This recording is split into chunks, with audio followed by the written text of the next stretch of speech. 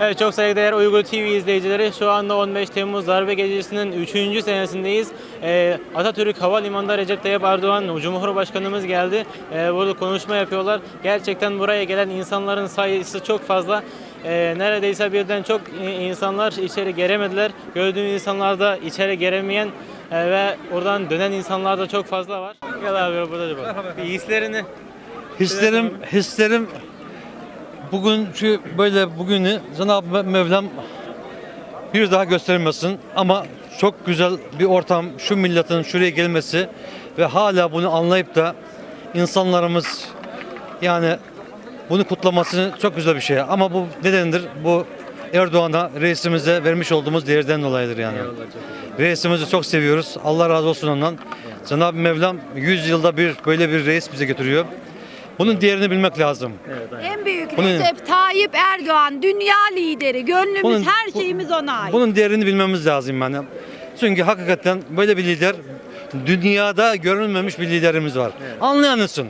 Bazı insanlar anlamayabilir ama herkesin görüşüne saygılıyım. Ama benim görüşümde 55 yaşındayım. Eskisi de gördüm, bugünü de gördüm. Böyle bir lider görmedim ben. Eyvallah. İsim neydi abi? İsmim Coşkun. Eyvallah, çok teşekkür ederiz. Sağ olun. Ben de teşekkür ederim. Cenab-ı Allah böyle bir şey göstermesin insanlara bir daha. 15 Temmuz şehitlerimizi anmak için geldik. Tayyip Erdoğan'ın yanında durmak için geldik. Vatanımız için geldik. Çocuklarımız için, bayrağımız için, ezanımız için, geleceğimiz için bizden sonra nesillerimize bırakacak bir ülke için geldik. Ama Tayyip Erdoğan yalnız değil. Reisimizi yalnız bırakmayacağız. Onun yanındayız. Allah da sizin yar ve yardımcınız olsun. Sizlere de dualarımız hep destek oluyoruz. İnşallah bazı şeyler aşıldıktan sonra bizim devletimiz sizin de halkınızın yanında olsun. İnşallah size de yardım elimizi inşallah Türkler olarak uzatalım. Çok istiyoruz. Savaş olursa gerekirse Uygur Türkleri için savaşmaya da hazırız. Allah razı olsun. Görüşürüz. 15 Temmuz'da çıktıysak Uygur Türkleri için de çıkacağız, savaşacağız inşallah. İnşallah. Sağ olun. Allah'ım vatanımızı, milletimizi korusun. Başbakanımızı, Tayyip Erdoğan'ımızı başımızdan Allah eksik etmesin. Allah'ım bütün ümmetin yanında olsun. 15 Temmuz'u kutladık. Şimdi artık vermeyeceğiz kimseye Tayyip Erdoğan'ı. Hepimiz Allah'ım yanınızda olsun. İyi günler. İçeri geldim ama giremedim. Ama buranın atmosferi çok güzel. Bir kez daha Türk olmakla gurur duyuyorum. Biz hep beraber her zaman böyle biriz, diriyiz ve iriyiz. Hiçbir güç bizim önümüze duramaz. Bu kadar söylüyorum. Sesini duymak bile çok güzel Cumhurbaşkanımızın. Allah onu başımızdan eksik etmesin. Teşekkür ederim. Bugünkü isim Çanakkale Savaşı ile birlikte ve Çanakkale'den sonra en büyük zafer olduğunu düşünüyorum. 15 Temmuz Demokrasi mitingi. Sizin gibi yabancı ülkeden kardeş insanların burada olması bizi çok sevindirdi. Ayrıca size teşekkür ederim. Biz teşekkür ederiz. Sizin gibi insanların arkamızda durması önemli bir şey. Gördüğünüz gibi demokrasi yürüyor. Hepimiz biriz, kardeşiz, tek milletiz. Bu vatanı kimse bölemez. Bunu bilsinler. Eyvallah. Tamam, teşekkür ederim. Bugün 15 Temmuz yani ülkemizin kurtuluş yıl dönümü resmen 3 sene önce. Bir sürü insan yani burada şehit oldu. Öldü demiyoruz çünkü onlar şehit oldular vatanları uğruna. Ve şimdi biz de burada onların ruhlarını bir nebze bile yaşatabiliyorsak çok mutlu. Teşekkür ederiz. Bir şey söylemek ister misin? Evet. Ya mesela şöyle diyeyim ama şehitlerimiz öldü yani vatan bölünmedi. Hani alamadılar ve buna hani üzülelim mi mesela ağlayalım mı belli değil yani hem alamadılar hem böldüler ama biraz şey oldu. Abi vallahi bak ilk önce anlamamıştım ama sonradan olayın ciddiyetine vardım. Çok korktum ama Allah'tan vatanımız bizi bırakmadı.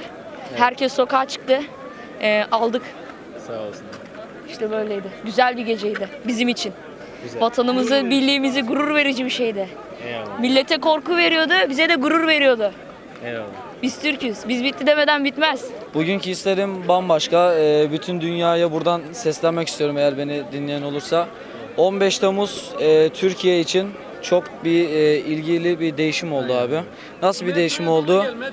En başta Cumhurbaşkanımız Sayın Recep Tayyip Erdoğan ülkeye tekrardan bir diriliş gösterdi abi. Bunun sebebi nedir? Fethullahçı terör örgütü yüzyıllar veyahut da yıllar önceden bizim içimize girmiş bir hain. Ve bu haini biz başımızdan def ettik. Şu an Amerika'dan iadesini istiyoruz ama iade talebi gerçekleştiremiyor. Şu an Trump'ın o emir elidir. Yani Fethullah Gülen Türkiye'ye iadesi olursa aynı Abdullah Öcalan gibi İmralı'da bir ceza yemesini istiyoruz. Yani biz şu an idam istiyoruz Türk milleti olarak ama şu an idam gelmiyor. Keşke gelse ama yani şu an diyecek bir şeyimiz yok. 15 Temmuz mitingi de her sene olduğu gibi milyonlarca, yüzyıllarca insanlar geliyor abi. Nasıl geliyor? Şu an havalimanına giriş kapanmış durumda. Biz 5 saat önceden buradaydık ama kilit. Koskocaman bir uçak pisti şu an mitinge kapalı durumda. Yani bu nedir? Bizim bir birliğimiz, bütünlüğümüz veyahut da ayrı bir şeyimiz. Burada hani AK Partilisi, CHP'lisi, MHP'si yok. Burada bütün insanlar var. Hepimiz kardeşiz yani. Bu yüzyıllarca da Müslümanlık var olduğu sürece devam edecektir abi. Sizin desteklerinize teşekkür ederiz. Sizler her zaman yanımızdasınız. Biz de her zaman Uygur Türklerin yanındayız. Çok sağ olun. Çünkü Uygur Türkler de bizim kardeşlerimizdi. Biz de onların kardeşleriyiz. Eyvallah. Doğru mu? Evet, doğru. Evet, siz bizi destekliyorsunuz. Bugünkü isteklerinizi öğrenebilir miyiz buraya? Bugünkü isteklerimiz 15 Temmuz gecesinin 3. yıl dönümünde bütün şehitlere rahmet diliyoruz. Sayın Cumhurbaşkanımızın sokağa çıkması arzusunun üzerine biz o gece evimizden çıktık. Gereken neyse geldik, cevaplarını verdik soysuzların. Aralarına gelip de bir poz verip de Sayın Gandhi Kemal mi diyelim, Contacı Kemal mi diyelim, Darbeci Kemal mi diyelim, orada bir durmadan bir şeylerdir. Ya efendim bu kontrollü darbeymiştir. Bu kontrollü darbeydi de. Peki sen darbenin içinde ne işin vardı Bay Kemal? Gitti Bakırköy Belediyesi'nde şarabını içti sabaha kadar. Çıktı sabahleyin dedi ki bu kontrollü darbedir. İşte böyle bir lider. Ondan sonra gidiyor Almanya diyor ki ya Türkiye güvenilecek ülke değil. Bak Türkiye'ye gitmeyin. Türkiye'de bombalar patlıyor. Ondan sonra gidiyor İngiltere'de Türkiye'yi kötülüyor. Gidiyor Fransa'ya Türkiye'yi kötülüyor. Çünkü adam Türk değil. Evet. Adam Türk değil. Bir kere ben Türk'üm bile dediğini duymadım bugüne kadar. Çakmacı bir Türk. İşte böyle. Eyvallah. Çok güzel bir his. Türkiye Cumhuriyeti'ne yakışan bir his. Sayın Cumhurbaşkanımıza yakışan bir şey oldu. Her zaman destekliyoruz, arkasındayız. Dedim, yollardaydım. Karşı durduk. Askeriyeye karşı durduk. Bizim ülkemiz çok güzel bir ülke. Ama bazı hain insanlar, adi insanlar var ya, bizi bozmaya çalışıyor. Bizi bozamaz. Ben kendim doğuluyum. Kimse bozamaz bunu. Hadi kolay gelsin, iyi akşamlar. İyi akşamlar abi. Böylesine müthiş bir günde Cumhurbaşkanımızın davetine iştirak ederek tüm milletimiz buraya geldi. Bizler de iştirak ettik. Ben aynı zamanda havalimanı çalışanıyım. Arkadaşım Saadettin Gültekin Bey ile beraber. Adım Hüseyin Bidir. Bu ikinci Çanakkale Savaşı, ikinci bir Kurtuluş Savaşı diyebileceğimiz bir günde burada halkımızın bu hassasiyetini bu kadar önemli bir günde görmek bizi gerçekten çok gururlandırıyor, onurlandırıyor. Bütün Türk camiasına, Doğu Türkistan'ından Balkanlarına kadar bütün Türk camiasına Türkiye Cumhuriyeti bir kez daha örnek olduğunu, bir ana vatan olduğunu bir kez daha gösterdi. Bu millet yenilmez, bu vatan bölünmez. Ben bu kadar söylüyorum. Recep Tayyip Erdoğan, Recep Tayyip Erdoğan, Recep Tayyip Erdoğan, Recep Tayyip Erdoğan, Recep Tayyip Erdoğan. İsterim gerçekten çok güzeldi. Ciddi anlamda çok kalabalık, çok izdiham oldu. Evet. Hatta biz biraz daha erken geldik. Yani 8'de başlayacağı söylendi. Yalnız biz 6.30 gibi geldik buraya. 6.30'da gelmemize rağmen biz buraya giriş yapamadık. Çok kalabalıktı. İnsanlar hakikaten ne yapacağını şaşırdı.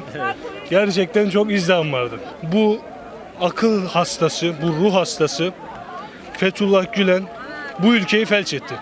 Evet. Açık net. Bu ülkeyi felç etti abi. Yani millet hakikaten şaşırdı. Milleti zora soktular yani. Milleti hakikaten canını aldılar yani. Bu adamda eğer Fethullah Gülen eğer bunu takip ediyorsa, eğer bunu izliyorsa Fethullah Gülen'e de ben burada sesleniyorum. Eğer az buçuk sende şeref, haysiyet, onur var ise sen kardeşim intihar edersin. Ya sen bu ülkeyi felç ettin ya. Bu ülkeyi felç ettin ya. Az buçuk şerefin, onurun, haysiyetin varsa FETÖ'şler bunlar izliyor. FETÖ'şler de izliyor. Eğer bu YouTube kanalıysa FETÖ'şler de izliyor. FETÖ'şler de bizi her zaman tehdit ediyorlar. Sosyal medya üzerinde tehdit ediyorlar. Almanya'dan bize ancak tehdit edebilirler. Ülke içerisinde yoklar. Ülke içerisinde evlerindeler, yatak odalarındalar. Ama dışarıda yani ülke dışında Almanya'da bizi tehdit ediyorlar sosyal medya üzerinden. Bismillah, Allah